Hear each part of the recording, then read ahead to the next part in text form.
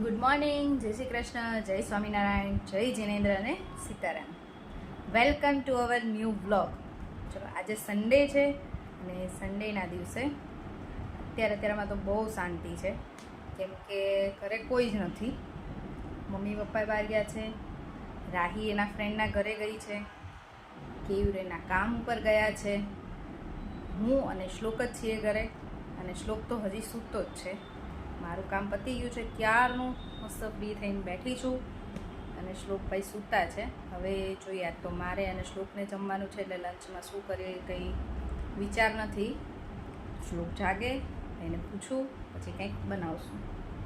કાલે તો જો બહુ મસ્ત આમ અનપ્લાન અમારી પિકનિક થઈ ગઈ હતી, કેમ કે કંઈ નક્કી જ નહોતું. મામાના ઘરે જવાનું નક્કી નહોતું, બધાને મળવાનું નક્કી નહોતું.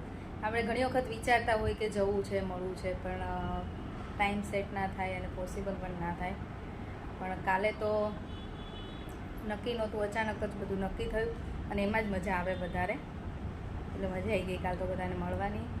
અને પછી અમે બધા ગાર્ડનમાં ગયા, એમ એટલે છોકરાઓને પણ મજા આવી. એટલે મજા કરી કાલ તો, કેમ કે વેકેશન પડ્યું પછી એમ ક્યાંય ગાર્ડનમાં ક્યાંય ગયા નહોતા, રોજ કહેતા જ હતા. એટલે કાલે અચાનક જવાનું થઈ ગયું એટલે મજા પડી. હવે આજે તો કાલનો દિવસ તો મસ્ત ગયો.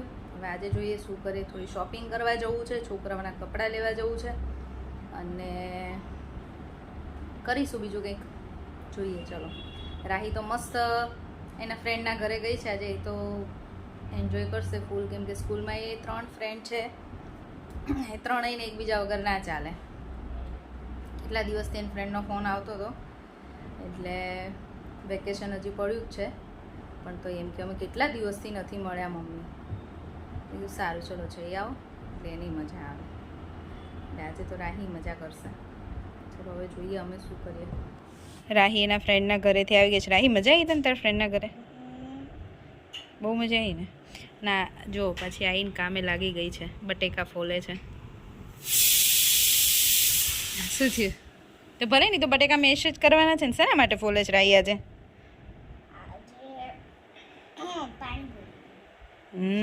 આજે અમારે પાણીપુરીનો પ્રોગ્રામ છે. જો હું અહીંયા કોથમીર સાફ કરું છું અને સમારું છું. આ ચણા બફાઈ છે ને એની સીટીનો અવાજ આવે છે પાછળ. હું કોથમીર સાફ કરું છું અને સમારું છું, અને રાહી મને હેલ્પ કરે છે બટેકા ફોલવામાં.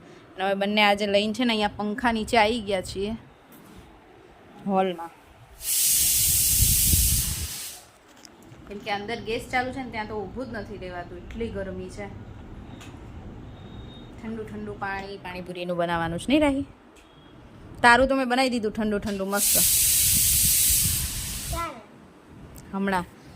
રાહીને છે ને ખજૂરવાળું ગળ્યું પાણી જોઈએ, એટલે એ મેં બનાવી દીધું છે, મસ્ત ઠંડુ થઈ ગયું છે. હવે ફુદીનાવાળું બાકી છે, કોથમીર નથી ને એટલે એને ઠંડા પાણીમાં જ બનાવું છે, ફ્રીજમાં પાછું મૂકી દઉં છું. મસ્ત ચલો, આજે તો અમારું મસ્ત ડિનર ટેબલ રેડી છે. કોઈ પણ જોવે ને તો એને ઈચ્છા થઈ જાય પકોડી ખાવાની, એવું છે. જો ચણા બટેકાનો મસાલો છે, અહીંયા રગડો, પછી આ સેવપૂરી કે દહીં પૂરી ખાવા માટે બધું રેડી કર્યું છે. આ તીખી ચટણી છે, જેને વધારે તીખું ખાવું હોય એના માટે.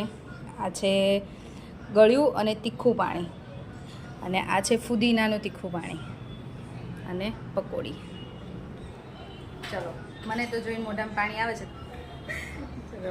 આજે તો બની ગયું છે વહેલા હજી 7 વાગે છે, ત્યાં મારું બધું રેડી થઈ ગયું છે અને જમવા માટે પણ વહેલા આવી ગયા છે. કેમ કે તો પકોડીની ઈચ્છા થઈ, પકોડી સાંભળીની ઈચ્છા થઈ ગઈ. ચલો, પાણી ઠંડુ છે ને ત્યાં બેસી જઈએ અમે બધા. મસ્ત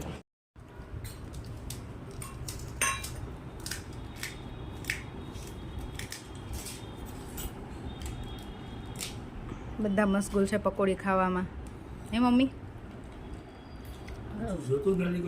કોઈ હા ઊંચું જોતા જ નથી આ બધા.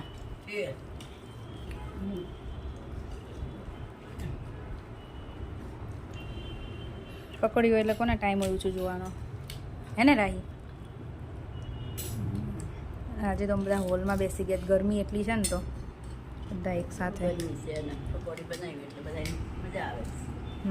ઠંડુ ઠંડુ પાણી નહીં બરાબર. કોઈ રગડો ખાય, કોઈ મેં રગડો આજ નહોતો બનાવ્યો તો પછી પપ્પાએ કીધું ને એટલે મેં ગરમીનો રગડો નહીં ખાવો પણ પછી હવે બનાવીએ એટલે બધાય ખાય એવું હોય ને ચલો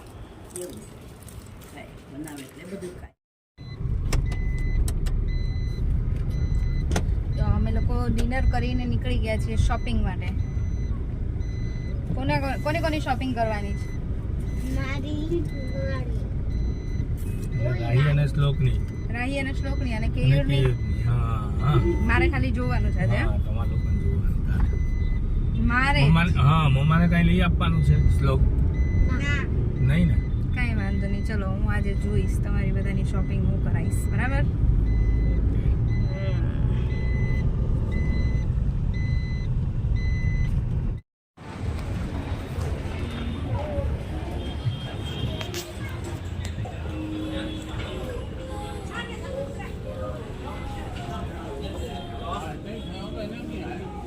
ઉપર બેટા કિડ્સ વેર ઉપર છે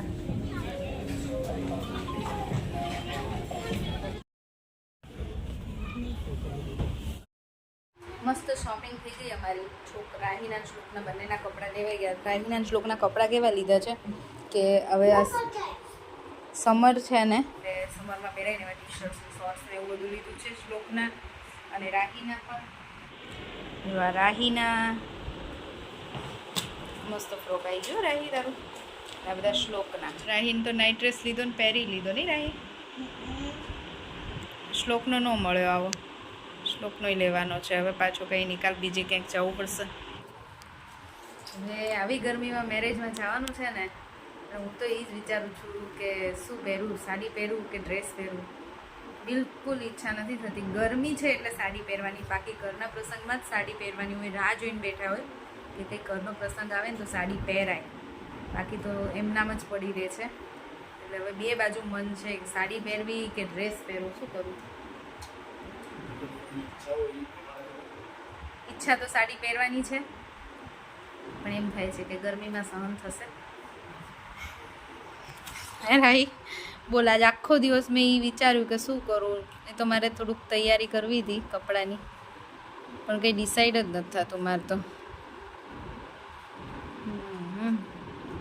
શું કરવું જોઈએ તને શું લાગે છે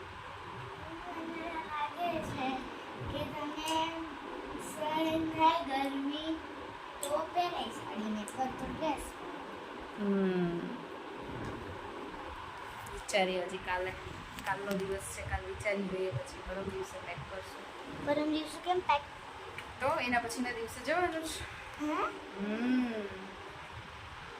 એવું છે રાહી બેન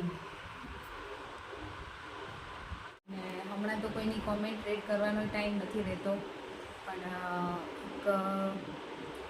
ભાવિકા શાહ છે પછી દીપ્તિ પટેલ અને હા એક છે બીના પટેલ બધાની કોમેન્ટ્સ ડેઈલી હોય છે બ્લોગમાં ક્યારેક જ ના હોય બાકી હોય જ છે comment thank you so much comment કરવા માટે ને અમારો બ્લોગ જોવા માટે બસ જો હવે આજનો વિડીયો અહીંયા જ પૂરો કરીશું ફરીથી મળીશું કાલ નવા વિડીયો સાથે ત્યાં સુધી bye bye bye good night જય શ્રી કૃષ્ણ વિડીયો ગમ્યો હોય તો like share and subscribe by thanks for watching અને હા તમે વિડીયો લાઈક કરો છો કોમેન્ટ્સ કરો છો અને અમારો વિડીયો ઘણા એવા વ્યુઅર્સ છે જે અમારો વિડીયો ડેઈલી જોવે પણ છે પણ ચેનલ સબસ્ક્રાઈબ નથી કરતા તો જો તમે અમારી ચેનલને સબસ્ક્રાઈબ ના કરી હોય તો જલ્દી કરી દેજો થેન્ક યુ